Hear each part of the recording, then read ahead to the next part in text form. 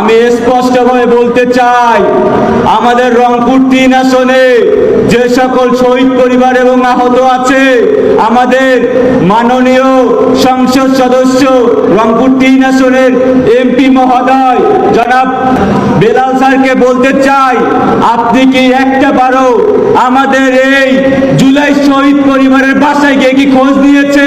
তারা কি অবস্থায় দিন পার করতেছে, তারা কি করতেছে, এইসব কি কোনো খোঁজ নিয়েছেন?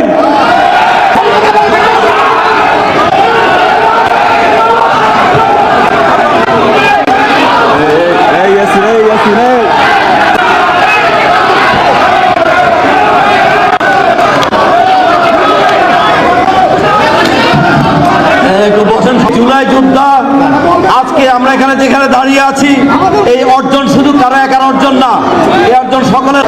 এখানে যারা বসে আছেন সবাই সম্মানিত লোক। আপনারা এখানে যারা বসে আছেন, আপনারা বলেন রংপুরে কতজন শহীদ হয়েছিল বলেন তো একজন। রংপুরে একজন সাংবাদিক শহীদ হয়েছিল, সেই সাংবাদিকের নাম বলেন। আপনারা কেউ তো সাংবাদিকের নাম বলেন নাই। আপনারা যে বক্তব্য দিচ্ছেন, আমি লক্ষ্য করলাম আপনারা বক্তব্য দিচ্ছেন মনের মধ্যে, আপনারা একটা রাজনৈতিক উদ্দেশ্যের সাথে আপনারা মনের মধ্যে রেখে বক্তব্য দিচ্ছেন।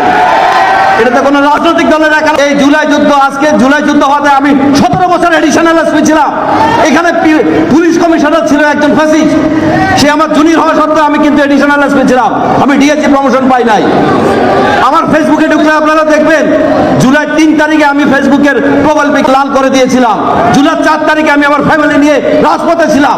এই ইউনিফর্মে তোয়াক্কা না করে, এর সময় তোয়াক্কা না করে, চাকরির তোয়াক্কা না করে আমি এটা রাজপথে ছিলাম। আচ্ছা, এই জুলাই যুদ্ধ শুধু আপনাদের না, আমাদের ছাত্রদের সাথে অভিভাবকরা রাস্তা নেমেছিল, অস্বীকার করতে পারবেন? এই জুলাই যুদ্ধ সকলের। আপনাদেরকে মানুষের প্রতি রেসপেক্ট রাখতে হবে, সম্মান বোধ রাখতে হবে, মিউচুয়াল রেসপেক্ট রেখে কথা বলবেন। এখানে কেউ জুলাই যুদ্ধকে বিক্রি করে অর্জন করে কারণ এটা একার নয়। এখানে যারা বক্তব্য রাখতেছেন আপনাদের সামনে এখানে সম্মানিত লোকজন বসে আছে, এটা কোনো ফেলনা লোকজন নয়। রাজনৈতিক বক্তব্য দেওয়ার সময় আপনারা কাউকে ছোট করবেন না।